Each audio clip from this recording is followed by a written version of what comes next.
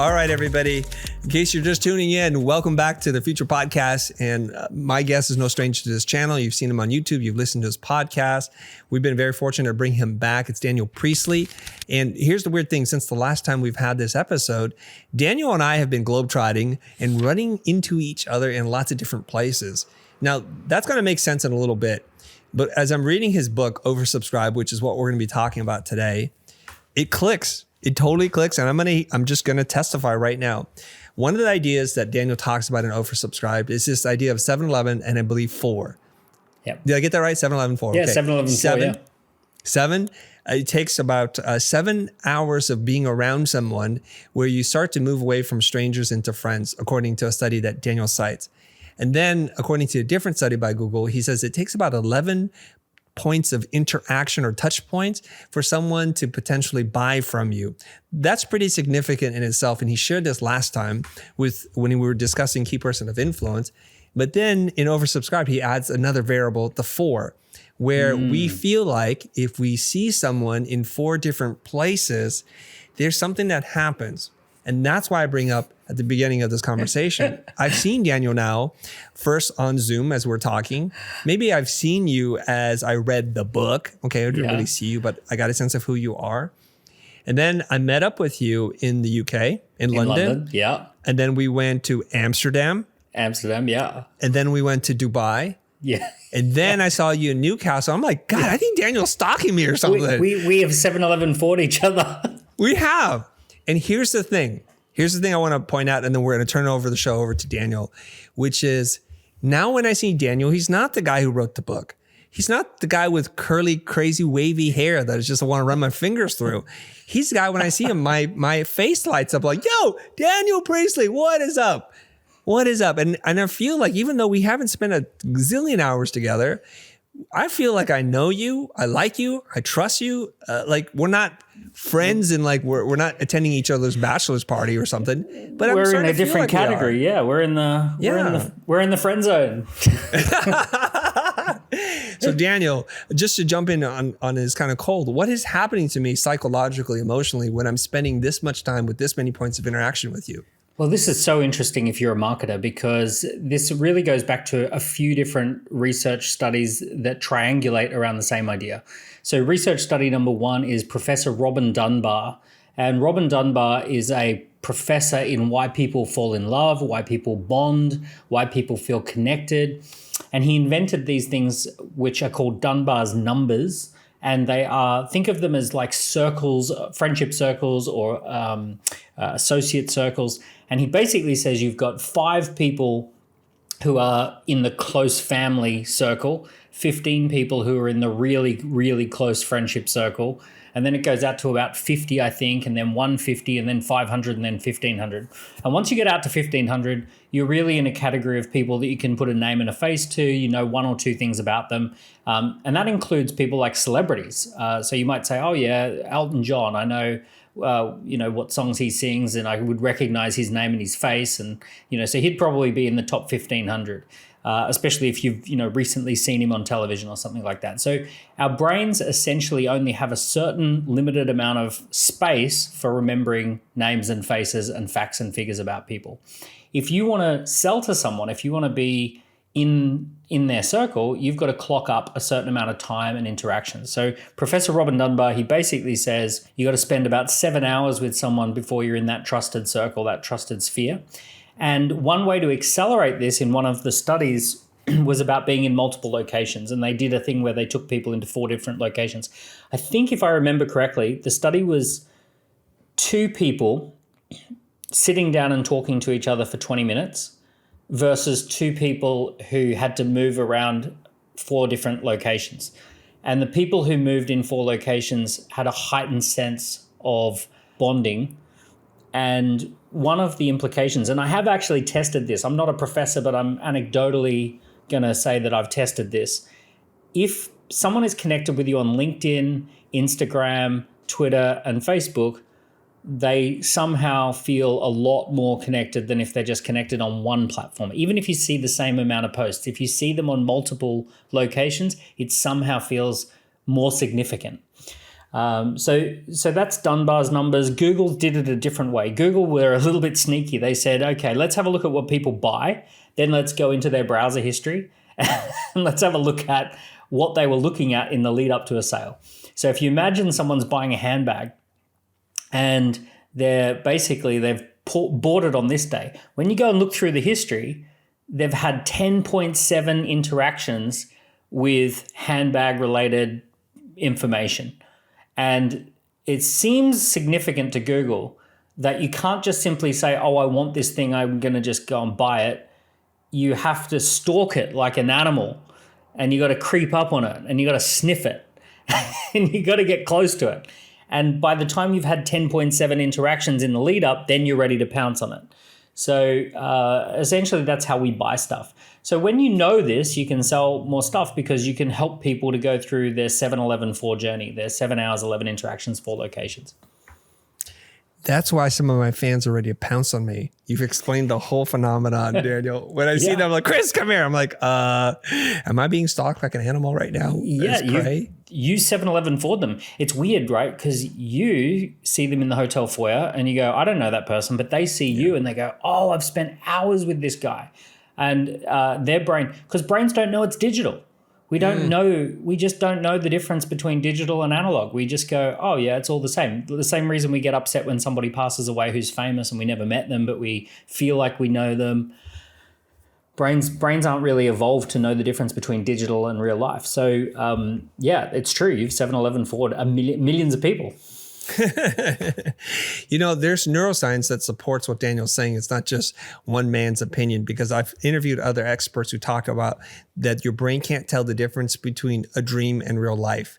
So if you rehearse a golf swing, for example, in your dream, and a lot of coaches help their clients do this, to visualize and continue to do the swing over and over again, their actual golf score increases or decreases, depending on how you look at it.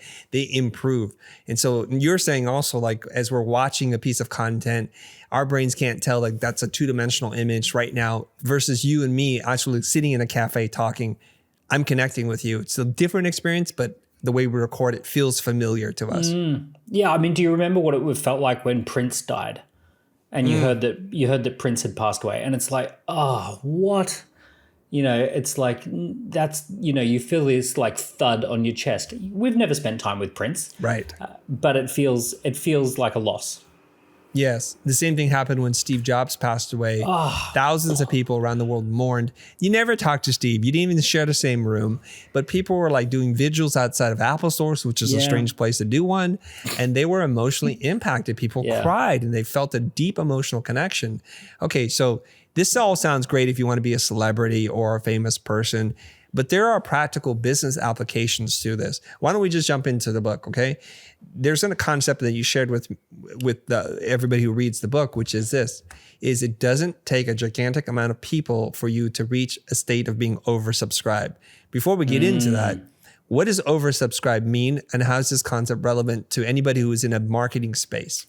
Okay, if you're in the marketing space, you've forgotten lesson 101 of microeconomics, right? I have, and the reason I'm saying that I have, right? But here's lesson 1 of microeconomics. Demand and supply sets the price, and demand and supply creates profit. So it's an imbalance between demand and supply. So think about an oversubscribed business is a business that has limited or constrained supply, and there are more people who want that supply than is available. So pretty simple. It's a hot day. There's lots of people out in the park. There's one little ice cream van and it's got a limited amount of ice cream. They are not doing discounts on that day, right? Because there are plenty of people lining up to do, to buy the ice cream. So there's constrained supply and there's excess demand. So what we forget in the digital world and what we forget when we're marketers and we're creatives is we forget that it's a simple game, that demand and supply set the price and demand and supply set profit. Let me just give you a little example. If there was a profit god sitting up on the cloud, handing out profit fairly, and the profit god says, I'm going to give profit to the companies that take the most risk, that have the most on the line, that have to get everything right, they probably would give profit to airlines. They would say, well, if you're an airline, you've got to be safe, you've got to have amazing customer service, massive capital expenditure, huge risks, innovation, all this sort of stuff. And it would be fair that airlines should make 50, 60, 70% profit because of all the things that have to go right in order to run an airline. But they don't. They make like 5%. If the profit gods were fair, they would say no profit for Rolex watches, because Rolex watches haven't really innovated in 50 years, and Rolex watches don't do customer service very well, and Rolex watches are like a simple device that nobody actually needs anymore. So we should definitely not have profit for Rolex watches. But what happens in reality? What happens is Rolex is massively profitable and airlines are not. And why? Because Rolex constrains supply and has an 18-month waiting list, and airlines have plenty of supply and they're fighting to try and get people to take the seats because those planes have to fly every day anyway. So essentially, this is the principle, and the principle that needs to be applied if you're a creative is you need to create an official capacity where that is your official number. You need other people to know that that's the official number, and you need to let other people know that that official capacity is in hot demand, that there are plenty of people who want to buy from you, that there's a waiting list, and that demand and supply tension is rife. Okay, so somebody's going to be listening to this. Yeah, genius, supply and demand. I get it. You want to have greater demand than supply, but how do we apply this in the real world? In the book, you write about this, and that you produced many events before, and that there's one thing that you cited where you were just thinking about doing a workshop in London or wherever, and then you just floated the idea and you said, unless we sell this number of tickets, we're not going to do it. How you got people to be in this oversubscribed state. Can you walk us through that so then people can understand how this works? So in that example, I wanted to run a workshop, and the workshop tickets, we wanted to sell the tickets out. And we wanted to sell, I don't know, it was about 100 tickets, I think. And if we had have rang through and tried to sell the tickets over the phone, or if we had have sent out an email and said the tickets are available, buy the tickets, then it probably wouldn't have been able to easily sell those tickets. But here's what we did instead. Instead of just trying to sell the tickets, we first sent out an email through our partners and through our own database and said, we're going to be running an event. The tickets are going to be going on sale next week. And the only way to get those tickets is to join a Facebook group that will be the discussion group in the lead up to the event. And that's where we're going to drop the tickets. Now, we had told people there was only going to be 100 tickets, and when we emailed all the databases, they all joined the Facebook group, and hundreds of people joined the Facebook group. So there was something called demand and supply tension created, and it was transparency. So this is one of the principles in the book called transparency of demand and supply tension. Basically, transparency is any time the market can see that you're oversubscribed. They can see that there is a lineup. They can see people want to buy from you. So what happened is that people could see that 300, 400, 500 people had joined the group in order to get tickets, but there was only going to be 100 tickets. So when those tickets went on sale, they got snapped up within like 20 minutes. And that was leveraging demand and supply tension with transparency. You've explained a concept that we're all familiar with when there's a queue for a movie, a restaurant, or in my case, sometimes to go into a luxury store, like luxury goods. I'm like, what the heck is happening here? You're going to make people who have money, who are important, wait. Like you can't have what it is that you want. So it creates that tension that you're talking about. And you can literally see with your eyes a line in front or a 40-minute, a 2-hour queue or a 2-month waiting list. Yep. And this is an important concept. So you've introduced a concept for anybody who's like, well, how do I create a line for my business? It's not so easy. You're saying there's a kind of a pre-staging area where you can see quite literally how many other people are going to be active customers. So you can see the line, so to speak, in a virtual way in a Facebook group. And that way, when the tickets actually do go on sale, you can see that there are 3 times as many people in this room who are interested in buying to every one ticket. So therefore, when you announce, they're going to have to pounce or they're going to lose their opportunity. Which is incredible. One of the key ideas that we talk about in the book is the idea of marketing for signals first and then sales. So first signals, then sales. And there's a whole chapter called Market for Signals, Not Sales. And what we're trying to do here is what most businesses do is they go out to try and get the sale. What we're going to do is we're going to just go out to get excess signals. So once we know official capacity, let's say your official capacity is 30 clients who can pay 60 grand, right? So that's your official capacity. So rather than go out and trying to find 30 clients who can pay 60 grand, we're going to go out and try and get people to signal interest in being one of those 30 clients. And we're going to go signal collecting first. So we're going to maybe approach companies and say, in 2024, right, the year ahead, we're going to be taking on about 30 clients. And what we're doing is just getting some soft interest in what projects you might be interested in, if you're interested at all. At the moment, we're not taking on new clients or we're not taking on projects, but we're just wanting to make contact with the market and just sort of start organizing our year ahead so that we can deliver the most value to people. Would you be interested in applying, or would you be interested in just filling in a survey, or would you be interested in completing an online scorecard, or would you be interested in attending a mini event that we're going to be running? Anything at all that is a signal. Some of the classic signals is to attend a workshop.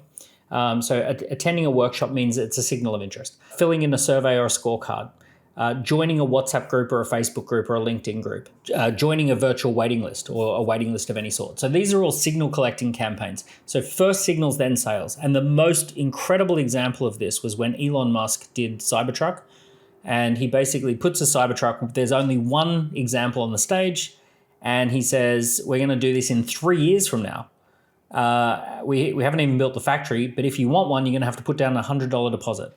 1 million people put down a $100 deposit, and they were then able to go to, I think it was JP Morgan, and raise all the money that they needed for the factory and all that sort of stuff. So first they marketed for signals long before they wanted sales. In that case, that seems pretty clear, like to be put on a wait list. Since less and less people I know are using Facebook groups, what is the 2023 version of getting people pulled together in a space and saying we're ready to purchase so that they can see each other? Do you have any modern interpretations of how to do this? So WhatsApp group work well. Mm-hmm. And actually I've seen some WhatsApp groups for some extremely high net worth individuals. The other one that it's not necessarily a group, but scorecards, right? So you and I, we've been exploring scorecards and how they work. And people can't necessarily see how many other people have filled in a scorecard, but they can get a sense that there is a process. And there is also something that's created that I call with or without you energy. So when you get to about 5 times oversubscribed, you end up with this magical special quality called with or without you energy, or I guess it's called chutzpah, or like you've got this confidence about you. So with or without you energy, what I mean by that is that I'm going to be fine with or without you, right? So I don't need you anymore. I have with or without you energy. And when let's say for example, you had official capacity of 30 clients and you had 1,500 people who'd filled in a scorecard and signaled that they're interested in working with you. Like you'd feel 10 foot tall. You'd be bulletproof. You'd be walking down the street, right?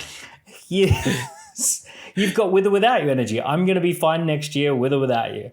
And customers can pick up on that. They can smell, because when they say things like, oh, we really need to get this done urgently, you just say, hey, look, I might not be your supplier. I've got plenty of people who want to work with us, and we've got a particular way of working. And anyone who doesn't want to work that way, we just recommend them to somebody else. And it's like, really? It's like, yeah, totally. That's just how we work. And you can only genuinely do that if you are genuinely oversubscribed and you have that with or without you energy. I want to ask for your feedback on something that we started almost at the same time as I was reading the book on the plane ride home. I have a workshop in Miami, and we think we're going to sell 50 tickets. It's kind of where we want to hold capacity. But the event page isn't ready because we're in negotiations with the events page company, right? And so I can't even direct people to that. So I just asked people on the internet, if you're interested, comment like RSVP. And so then they're doing this on Twitter and on LinkedIn. I said, as soon as the link is available, I will send it to you. And then I read the book. I'm like, wait a minute, this is similar concept. Like I just done LinkedIn. So now you can see RSVP, and you can see who's saying it. And it's actually more people than I thought would already be committing to the concept. They haven't put down any money yet. They're just saying, but they can please see let each me other. know. They can see each other, right? And they can see the activity around this. So I'm like, as I'm reading the book, I'm like, wait, I think I'm doing the same thing. I'm doing the same thing here. Yeah. Is that right? Totally. Am I doing on the right path? Yeah. Beautiful. I mean, you and I swear we're just cut from the same cloth. Like the way our minds work. We've had previous conversations, but yeah, I mean, that's just intuitively perfect. Here's what you could do if you wanted to ramp it. You could say, I've only got 50 spots, and I'm sticking to my 50 spots, and I want it to be a really super specific workshop. So I'm going to get you to fill in this online survey or scorecard. And once you fill it in, based on how you answer, I'm not telling you what the criteria is because I want you to answer honestly, but based on how you answer, I'll either offer you a ticket or I won't. And right. I want you to fill this in, answer the questions honestly, and then you'll find out whether you've been offered a ticket in a week from now. And then it's like a week of tension. Will I or won't I be able to get one of these tickets? And that is also added value because who wouldn't want to be in a room that's been screened? Who wouldn't want to be in a room where it's super specific to their needs, where they know they're going to get extra value because it's going to be crazy focused on a particular set of problems that I know that I want to solve. So that would be another signal collection. So signal collection 1 would be RSVP in the comments. Signal collection 2 is fill in the scorecard. And then you've been selected, and then boom, the whole thing is full with the right people.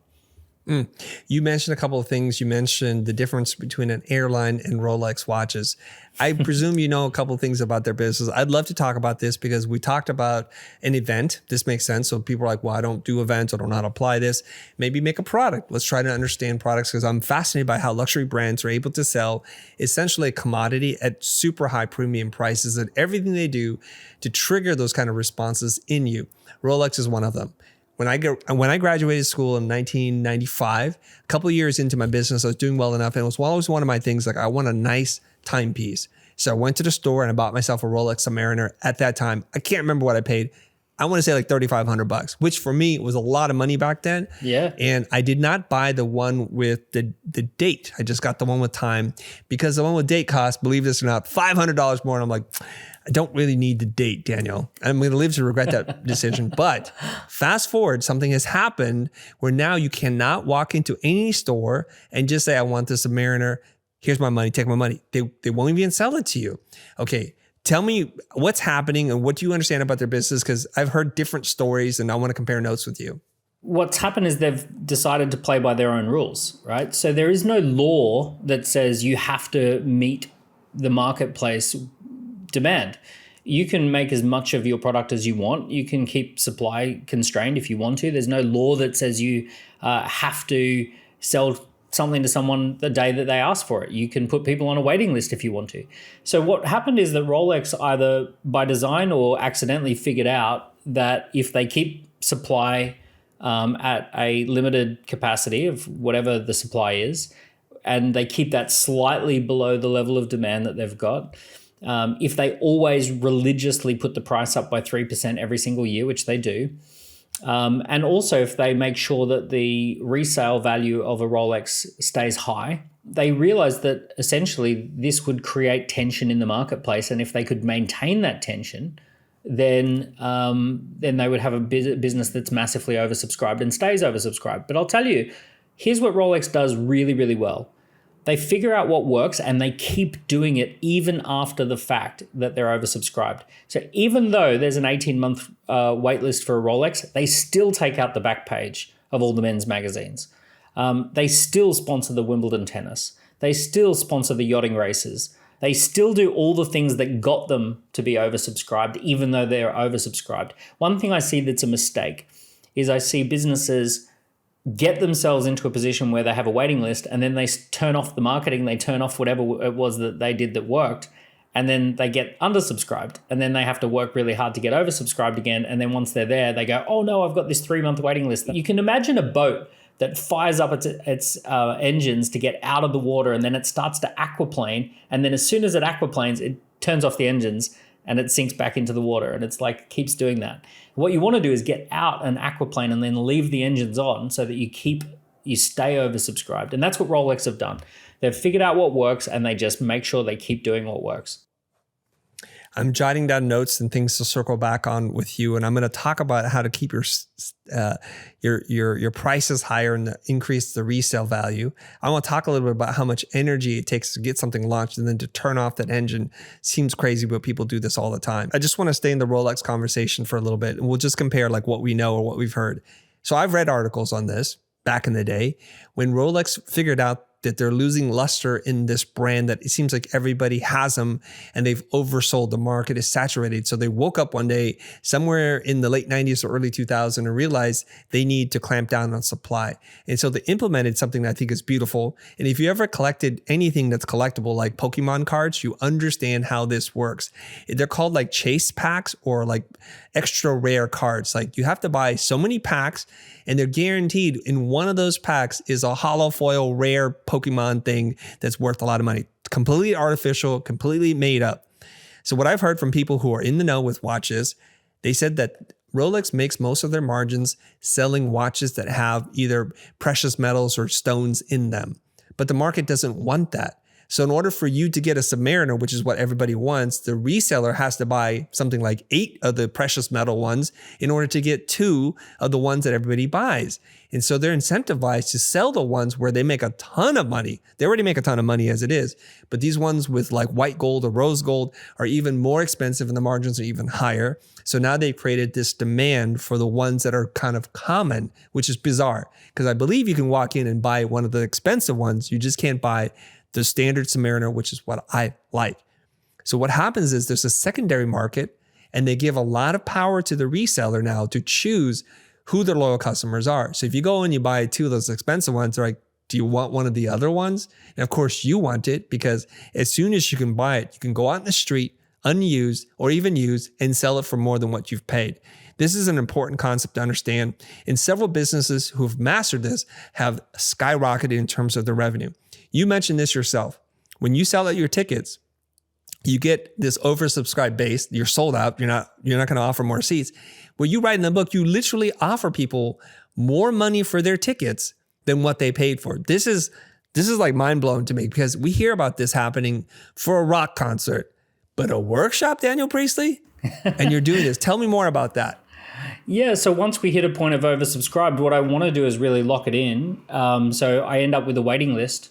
And what I love to do is just email everyone who's got a ticket and say, if you don't intend on showing up for any reason, that's fine. We're going to buy your ticket back for a premium because we've got someone who's willing to pay the higher price. And what's funny is it just locks people in, right? People go, like, let's say I'm doing something that's only like £100 a ticket, $100 a ticket. You know what it's like. People sometimes turn up, sometimes they don't turn up, sometimes they turn up late, etc. So if I say, hey, we'll buy that ticket back off you for $200, we've got someone else who wants it. Then they go, no, that ticket's mine and I'm not going to give it up. And then they turn up and they value it.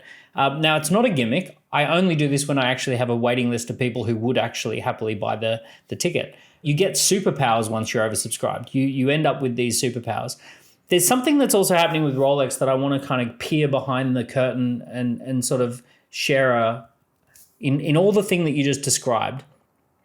There's a principle that's really important.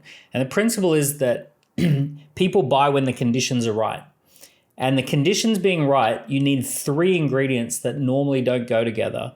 And the 3 ingredients is logic, emotion, and urgency. So what's actually happening and what you're describing, when you went through that whole story about the Rolex and you can resell it for this amount of money and you could go out onto the street and they only give you this amount of time and you have to buy this one and then that happens, what's actually doing is they're weaving together logic, emotion, and urgency. So the logic of buying a Rolex is that it holds its resale value or it even goes up in value. That's the logic. The emotion is it's a premium luxury watch that makes me look like an important person and I get to feel a sense of status and achievement by being associated with the brand. And then the urgency is that I've been on a waiting list for 18 months. I really want that Daytona, but I have to buy 3 other watches to get to the Daytona. And finally it's arrived. The day is here. I've only got a short window of time to buy this and then I get it. And it's like, so essentially what they've done is they've found a logic trigger, an emotion trigger, and an urgency trigger, and they fire off those 3 in quick succession, and then the conditions are right and people buy. So what I see entrepreneurs doing or business leaders doing or creatives doing is that they're really only good at one out of the three. They love selling on emotion. They want to build trust and stories and rapport, and they want you to fall in love with their creativity, but they don't make the case for why it's valuable. They don't put the ROI of the value of it. They don't tell it to you like it's a spreadsheet. They don't explain it to the CFO, right? And then also they don't have any urgency trigger. You can take it or leave it or buy it whenever you like or come back when it suits you. So the other thing is I see lots of people selling on logic, but they don't do the emotion or the urgency. And sometimes people sell on urgency, but they don't build the logic and the emotion first. So you need all three. The people only buy when the conditions are right, and that people stampede when all three of these happen. So if you can fire off all three with a group of people, there's a stampede. I think one company that's mastered this probably more consistently than anybody else is Apple. And Elon Musk too, but Apple consistently, this Apple Vision thing that's coming out. Okay, now there's some question marks about it, right? It's not even ready. You can't even buy it. There's nothing to put your name on. They announce it. They show you how it can be used. They capture your imagination. So that's all emotions. But then my logic's like, well, it's an amazing display and I need it for business because I need to be kind of where people are at and be part of the conversation. And the urgency is I'm pretty sure there's a finite quantity of these things and they're only going to make so many. And I need to be there at the very front. So the urgency is there. So all the Apple fanboys, every time they have a new product announcement, an update, they don't have to do any PR. They don't have to do any marketing or advertising. They still do, to your point. But everybody's ready to share. Like Apple farts and somebody writes a blog post about what it smells like, you know, they're all there. And I'm there reading that post, like, describe that smell again. Oh, great. You know what I mean? That aroma is incredible. So I can tell you behind the scenes, I know someone who was actually at the Apple launch event for the Apple Vision Pro, I think it's called. How's this? Out of the couple of thousand people they invited, only a very small number actually got to put the headset on and actually touch it or feel it or put it on and all that. You had to be absolute top, you know, like tech reviewer for the New York Times or 20 million followers on this thing. You had to be super premium. If you were just that one little tier, you were allowed to look at it from a distance, but you weren't allowed to touch it and you weren't allowed to put it on your head. And it's like they're building so much tension, even with the people who set the trends. They're incredible. When they do PR, the number one PR story that Apple releases is always that we're not going to be able to satisfy demand. That's their number one PR story. They always run with that. So like here in the UK, I can guarantee you a year from now, they're going to be saying, we're going to be sending only 40,000 units to the UK. And, you know, that's all we can send. And there's only going to be 40,000 of them available. And there'll be people camping out for them. There will be, for sure. They limit the allotment of any retailer or reseller that they can have, and they communicate that down the line until it gets to you or I. Like, we better wait the night before if we really want this thing, because in the previous launches of their phones, it's been lines out the door for blocks. People camping out quite literally. They know that this is a new product and they know that you're still unsure about how you feel about it. What are they doing? They're 7-Eleven foring. They're going back to what we started the conversation with. So they know that if they try and get you to buy it straight away, you're going to have mixed feelings. You're not going to be ready. They have to build a relation. You have to build a relationship to this product with 7 hours, 11 interactions, 4 locations. So here's what I imagine they're going to do. There will be another series of announcements that come out between now and Christmas. There will be a few Apple headsets that actually go to the stores, but they'll be behind glass and you'll be able to look at it but not touch it. And they'll actually have that available in certain stores, and you'll be able to just kind of walk past and have a look at it and see it, but not get your hands on it. Then they'll say that you can try it on in store, but we're not selling them. You can actually like have a play for 5 minutes, but then the next person wants to have a go, and we're not selling any of these. You can't have it just yet. So they're going to go through this song and dance of 7-Eleven foring and signal collecting, getting you to fall in love with it before they actually put it on sale. That's my prediction. Okay, we'll keep watching it. I think you're right about that. And it's kind of interesting from a marketing standpoint that maybe they understand that not many people will buy it. So instead of saying like we only sold so many units, well, we only made so many units so that certain number of people can buy. It's just changing the narrative, right? And therefore increasing demand. So something that might not be considered successful by an electronic company like Apple, this will be seen as a ginormous success. Who knows? We'll see what happens next year. Okay, I have a question for you. And before I do that, I just want to welcome everybody. In case you're just joining us, I'm talking to Daniel Priestley. He's written a number of books. We're talking about oversubscribed. I'm holding the book right here, which I paid for with my own money, by the way. And Daniel gave me another copy, which he wrote in like, read this, you sucker. No, he didn't use those words, but all right. So oversubscribed. We've talked to him before in the past with Key Person of Influence. We may talk about how to raise entrepreneurial children. He's written a book called 24 Assets and The Entrepreneur Revolution. Am I missing a book here? The most recent one is Scorecard Marketing. Oh, yes. How could I forget that? Scorecard Marketing, of course. All right. It's hard to keep track of all the books you've written. I have to ask this question then. How do we build this tension if we're a service provider? If I design and build websites, let's say, how do I use the same principles of oversubscribe? Because we talked about products, we talked about events. Sometimes people have a hard time figuring out that jump in imagination. Is it okay if I get quite technical or please or prescriptive? Yeah. So here's what you do. You set your official capacity for the year ahead, right? And you literally say, all right, what do I want my official capacity to be?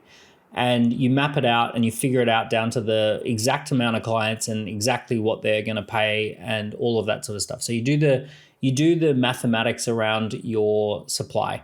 And the way that you do this is that you factor in your holidays, you factor in taking time off to go, on dates with your wife or your husband. You really basically say, if I had a really good year, this is what it would look like. And you set your official capacity and you set that in stone. You write it down and you say, that is my official capacity. Now, once you have that, here's what you do. You're going to break it up into 40 weeks of the year. And you're going to figure out what is my official capacity divided by 40. So for round numbers, let's say your official capacity was to take on 80 clients and there's 40 weeks of the year. So you need, roughly speaking, 2 clients per week to meet your official capacity if you're working on 40 weeks of the year. So here's what you're going to do. You're going to end up with 3 campaigns that you're going to run in the year ahead. Campaign number 1 is called the Perfect Repeatable Week. And the Perfect Repeatable Week, just like it sounds, you're going to repeat a few key activities that collect multiple signals for every unit of capacity. Like if you've got 2 units of capacity for the week, you want 10 people to signal interest that week. So you need a perfect repeatable week that collects those signals. That's going to be your perfect repeatable week. You're just going to do it over and over and over. I can give you some examples in a minute. The second campaign you're going to schedule is called the Spotlight campaign. Spotlight campaign is every quarter you're going to do something big and exciting and you're going to align yourself to a bigger brand. You're going to have a professional speaker come in or do something like that. You're going to do something special, something exciting. It's either going to be product-led, personality-led. It could be experience-led, but there's going to be some spotlight campaign that happens every 90 days. And then you're going to do what we call the annual big message. And the annual big message is you're going to basically have a big message that spreads far and wide the buying belief. And the buying belief is if you believe this, then you will buy this. So if you believe that 10,000 steps a day is a good idea, then you will buy a Fitbit to track your steps. If you believe that companies that have a purpose outperform companies that don't, then you will buy a Start With Why consultant.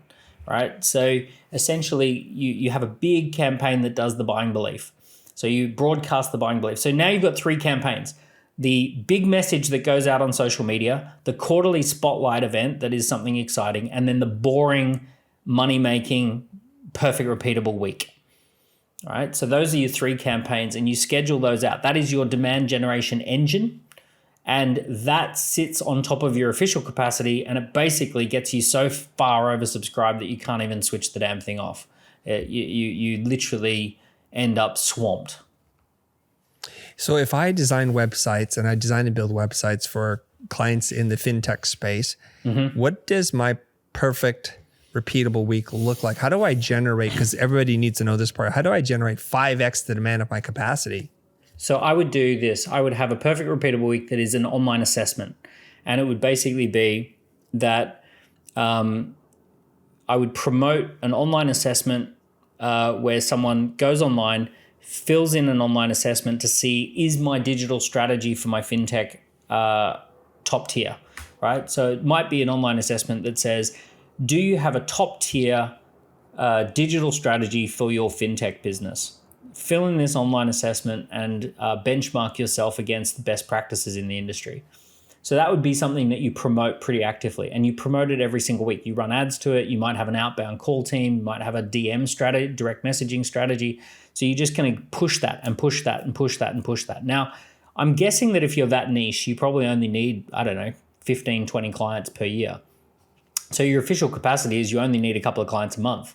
So you might say, well, we only really need to get 10 to 20 to 30 people to fill that assessment in every single month. And that basically is a perfect repeatable week. So if we break that up and say 10 a week, right? If we can get 10 people a week to fill in the assessment, that is going to be, and we call them up and talk to them, that's going to be our perfect repeatable week.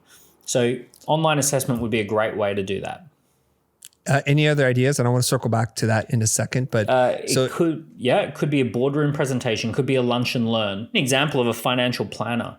So when I was growing up as a kid, there was this ad in the paper every single Saturday. It was a 1/4-page ad, and it basically said, "Are you ready for retirement?" And it said, "Come along and do a retirement readiness workshop," I think it was, or something like that. And I went along to it as a 15-year-old, and I basically sat there, and in the room there was a boardroom table. There was about 20 of us, 15, 20 of us sitting around the table, and the guy goes through and he does the presentation. It was a Wednesday night, so Saturday newspaper, Wednesday night, and he just does the presentation, and it's all about like dollar cost averaging and investing into a portfolio of funds and blah, blah, blah, blah, blah. So he does the presentation, and then he just pushes his diary around the table and he says, if you want to have a one-to-one with me or my team, put your name in the diary. Now, he did this every single week. And I went to it twice. I went once when I was 15 and once when I was 18, and it was word for word exactly the same. Now, this guy, 10 years later, sold his company for $30 million. He had no debt and he had no outside investors, and he made the Australian Young Rich list. When they interviewed him, he basically said, it wasn't a complicated strategy. I just ran the same thing over and over every week. I ran the same ad in the same paper, and every Wednesday night I did an introduction workshop. So that is just an intro workshop, and you just basically do that perfect repeatable week, 40 weeks of the year, at least. So a workshop, it could be a dinner, could be a lunch. I know someone in Dubai who has a permanent booking on a Thursday for a private dining at a really nice, I think it's Buddha Bar or one of these nice restaurants. And it's a private dining with 12 seats. And she makes sure that she's got 11 people at the table every Thursday. And she invites the biggest brands, and she invites all the people, and her team contacts them through Instagram, and they say, hey, would you love to come along to our little private dining that we've got? And that builds a really big agency real fast. The dinner part is the hook. So then she's doing something where she's exchanging value with them. Like in the case of the guy who ran the Are You Ready for Retirement, he taught the people in the room something so that it would provoke interest, create tension, demand, and then they would schedule an appointment. Yeah, for most businesses, it's a combination of educate and entertain. You got to find the blend that's right for you. But essentially, in the example of the person in Dubai, what she's doing is she's bringing together people. It's a lot of social proof that the big brands are always there. And she's got the opportunity to say, what we actually do is we manage these brands and we do these types of things, and she can showcase her work, but she can also get everyone else to introduce. But the key is that it's a perfect repeatable week. It's something that you do every single week. You just do it and do it and do it and do it. You don't have to think. It's every Thursday we've got a lunch with 10 people around the table, right? That's just every Thursday.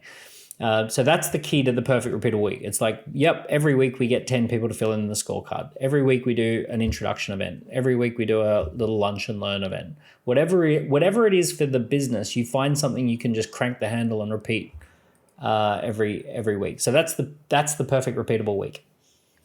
So I imagine it would take a little trial and error until you found the thing that works. And then once you find something works, you might refine it, but you're quite literally doing the same thing over and over again. So it doesn't become this heavy load for you, right?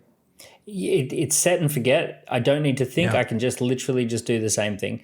And I would say most businesses I come across, if I ask a few questions, they almost always can tell me something that they did that worked that would be repeatable. And the crazy thing is they just don't do it. They just don't repeat it. It's like someone who goes to a well, puts the bucket down the well, it comes up full of water, and then they go, oh, I won't do that again. It's like, why? Repeat what works. Yeah. Okay. So you said at the very top of this, which is to provide an online assessment, and it's a way for you to give someone some value at scale so they can do a health knowledge fit check. And you and I are talking about working together for your Score app. So everybody who's listening to this, that doesn't have to be painful either, because I think Daniel's scratching his own itch. He's realizing people need this. So you built the tool. And from what I've seen so far, the integration with AI, it's super elegant. It's very easy. You removed most of the pain points around this. And in a future episode, be on the lookout for that, where we're going to use this exact same strategy to have people signal to us that they're interested in enrolling in something. We'll show you how it's built. We'll show you the practical applications of it. We'll be using it all through this technology that makes it super elegant. It's called Score app, and we'll circle back on that later. So if you're listening to this or watching this and you're super interested, just comment Score app, and then we'll make sure that you're notified of when that happens. See, I'm applying what I'm learning in real time here. Signal collecting. That's what I'm doing. You know what we'll do when we do the Score app one? We'll build a scorecard live and we'll launch it and collect leads, and literally it will take 10 minutes. And it'll be 10 minutes, and we'll come up with a concept, have AI write it, have AI code it up, and then we'll just go launch, and we'll use the AI generated post on our Twitter, and we'll generate leads all in under 10 minutes. It'll be epic. Wow. Okay. And I've seen him do this. This is not an exaggeration. It's all being done in real time. I've seen him do it multiple times. So as the skeptics of you are like, why is this possible? Well, if you had to do it before, and one of the reasons why we haven't utilized it as much is because it is painful to write a meaningful quiz and to be able to give meaningful answers to people. And he's removed most of the pain around this. So you're going to want to check that out. Okay. Daniel, what other big concepts are in the book that we haven't yet touched on? Because in full disclosure, I've read about a third of the book. I'm bluffing my way through the rest here. So I'm just going to ask you, what else is important for me to understand?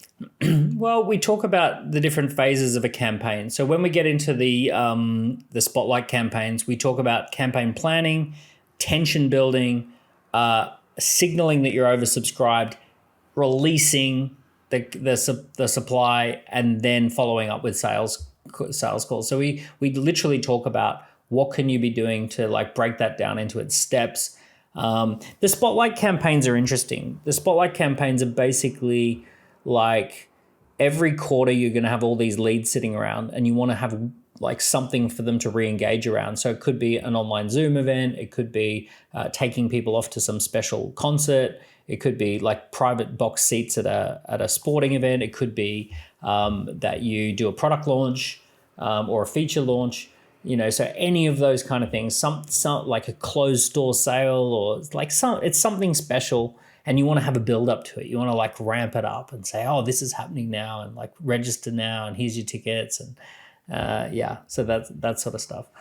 So those are all important. I talk about campaign teams. A campaign team should be 4 people.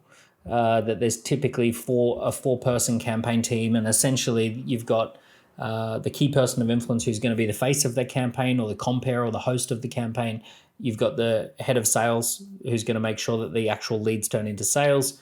The head of operations who's going to make sure that it all runs smoothly, and someone who's going to manage the finances or the money. So I talk about these little 4-person campaign teams, and basically assigning this to a 4-person. Or if you're an entrepreneur, getting a few collaborators on this stuff. Can I ask you a very selfish question? Of course. Okay, here we go. I need help, Daniel. And I'm going to set this up so you're going to be the hero and I'm going to play the fool, and I'm totally okay accepting whatever judgment you may render. Okay, so we have a coaching community called the Pro Group, which you're familiar with. I don't deal with any of the marketing anymore. And we're trying to grow this group to be like 1,000 or 2,000 people. And so I have a marketing team. There's 2 people on the marketing team. There's designers to support them, and tech people and writers and all that kind of stuff. What do I need to do to be able to create an oversubscribed state? Because we do run webinars where I give value, I teach, I educate and entertain, I think. And then people will show up to the webinar signaling that they're interested, but they're actually not, because we've discovered that quite a few people aren't ready to spend that kind of money. It's not even that much money, and to join a professional development group because their mindset isn't there. They're just there because they want the free lesson. So I don't know if you need more information than that, but what are we doing wrong? Because we're definitely doing things wrong. So the first thing is set official capacity. So when you said 1,000 or 2,000, you need to pick an official capacity. So you want to say this is a group for 1,600 people. That's it. And when we hit 1,600, that's it. We're not, after that, it's a waiting list, right? Or maybe it's 2,000, but it's like as soon as it's 2,000, it's not going to be 2,001. Right. And then you want to say this is a group for X type of people who want to solve X type of problem, or who want to be around, these types of things, or there has to be some sort of criteria. And then essentially what you want to do is say, it's the first step is an application to be selected for the group. So what you might do is say, we have 1,000 people, we're capping it at 2,000. So what we've decided to do is bring in 100 people a month for 10 months. And that's how we're going to do it. We're going to ramp it up over 10 months, and no matter how many people apply, we will only take on 100 a month, and we'll onboard those people properly, and we'll get to know them. We'll have a special onboarding session, and all of those sorts of things. We do that in the first month, and we'll give you a little directory of all the newbies, and we'll look after you as you come on board. So then the goal is well, okay, if we need to hit 100 a month, let's say we have 400 on the webinar, and we let people know the official capacity is 2,000. We're bringing on 100. We're already at 1,000. We're bringing on 100 a month for 10 months, or 83 a month for 12 months, and fill in the application. And if you're not successful this month, we'll roll you over to the next month, and we'll let you know. The key is you want to create some rules around it. You want to create a game, and you want to be real about it. You want to say, you know what, if you have to be doing 500 grand to get in, like 500 grand revenue and above, then as soon as someone says I do 490, it's like, well, come back when you do the last 10,000. You've got to hit the criteria. So you might have some criteria around tangibles like revenue, or you might have some criteria around intangibles like, are you willing to give back with your business? Or you might say, there's some sort of like personality test or some sort of thing that you have to go through first.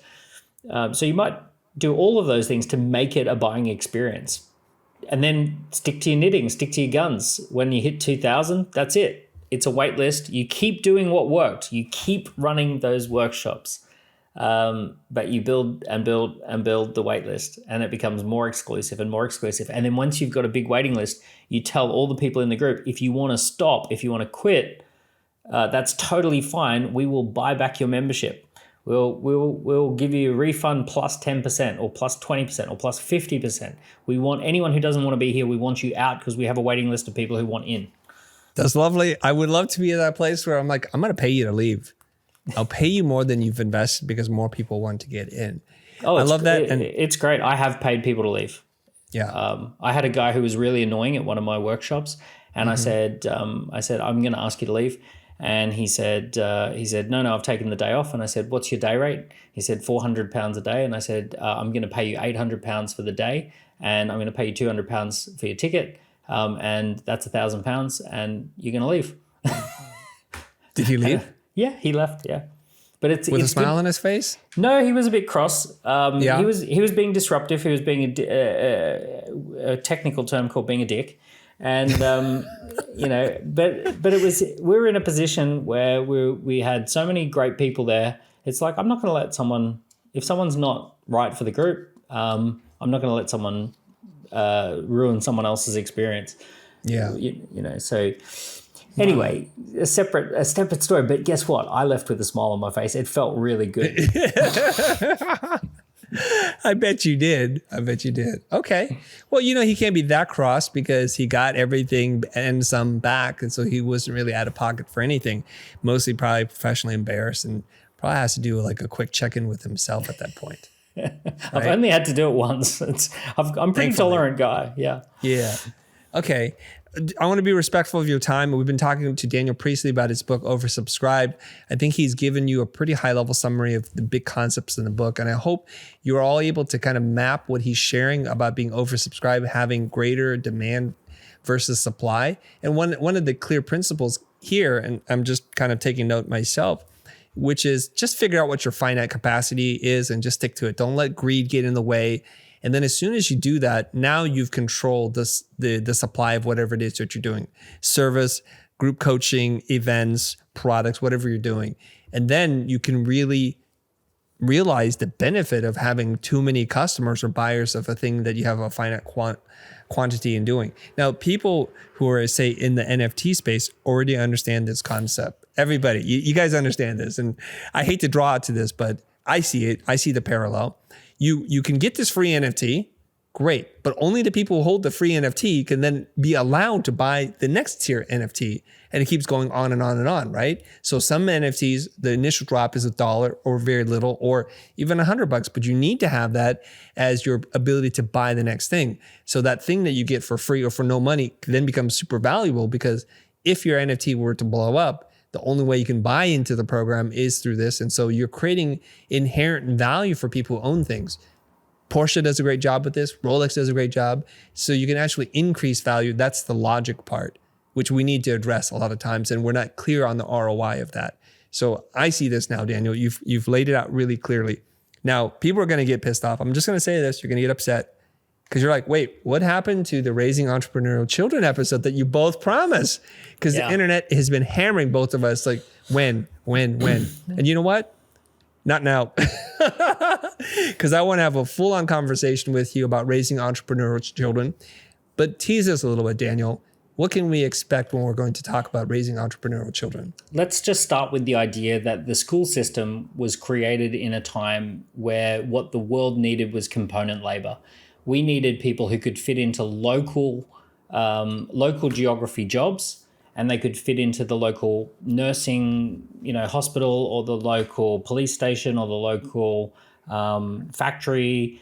And essentially you needed a very standardized set of skills that would fit into any number of standardized work environments.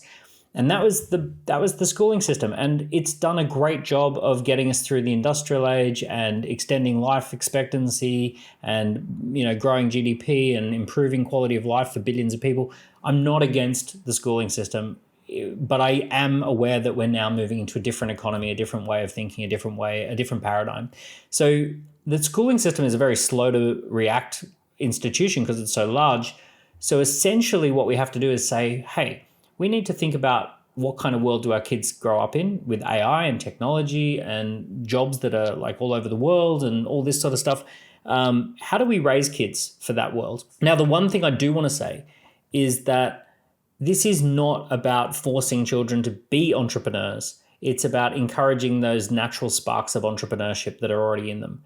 So simple things like when a child wants something, they have to learn how to communicate it effectively. And we just give it a word called a pitch.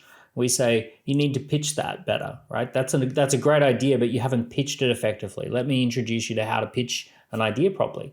Or if a child wants to negotiate, rather than just saying no means no and I will never change my mind on that because I said no, I mean no, you say, I'm not willing to change my position because you haven't negotiated effectively. And maybe if you negotiate better, then, and I'll talk to you about how to negotiate better, but if we negotiate, then I'm willing to change my position because that's what happens with good negotiation, right? So we're just starting to say, hey, wait a second, maybe some of the home truths of how you raise kids, like no means no and all that sort of stuff in terms of like your bedtime is this, maybe that needs a little bit of a rethink. Maybe we need to introduce them to some of the entrepreneurial paradigms. And kids love this. Like my kids on a cold day, they make hot chocolate. They stand out the front and they yell at the people going past, get your hot chocolates, £1 for hot chocolates. They love creating a product and taking it to market. They love seeing people sip the hot chocolate and say that it's delicious. All this sort of stuff. They're only 4, 5, and 8, right? So they're like at all ages. They love negotiating. They love pitching ideas. You create an environment where they're kind of being trained to think and work like this and understand how later on when they get out of school or everywhere they go, actually, they can apply these skills, how to pitch, how to negotiate, and everything's negotiable. And I got to ask you this question because, of course, as a parent, you work and you get tired and they want to ask for something unreasonable. Your instinct is just to say no. How do you practice the patience to be able to sit down? Well, you haven't presented a compelling case enough for me to change my position on this. How does that work in the Priestley household? Well, they've got to still interact with the real world. I'm not creating a false environment where things are just easily negotiable. Like if they catch me at the wrong time, then the answer is going to be no. And maybe I just say, hey, look, this is the wrong time to ask me because I'm busy doing other things. Maybe if you ask me later, then the answer might change. It's basically saying, can I create an environment that's a little bit more like the real world where you can get ahead if you do certain things?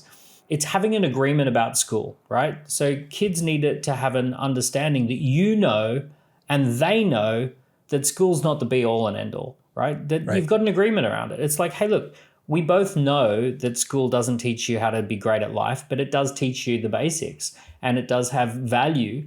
And I know, and you know, like, you know, when they come to you and they say, oh, I don't like these things. Like my kids at the moment, they don't like phonics. There's this thing that they do called phonics. And I say, hey, look, I agree with you. Phonics is boring as hell and you don't like it. But let me explain to you what it's a building block for something. Let me tell you what it's a building block for. So we have an agreement about if we can get through phonics, you know, we understand where that's taking us. There's also little tiny things like kids break stuff all the time. They build stuff and break stuff. And one of the things that I love saying to my kids is the fun part's building it, not having it, right? So once you've finished the Lego, it's boring at that point, right? It was really fun building the Lego, but once you've got it, it's really just sitting there. So I keep saying to them, the fun part is building it, not having it. It doesn't matter if it gets broken because you get the chance to rebuild it or build something different. And that is a really interesting paradigm because in life, stuff's going to break. They're going to get disrupted. Their careers are going to get changed 4 times, 5 times a decade. So every decade for the rest of their life, they're going to get disrupted and disrupted and disrupted and disrupted. If they have a belief that the fun part's building it, not having it, they're going to go, actually, you know what? I'm just going to get on with rebuilding. And that's going to be a positive attitude to the disruption to come.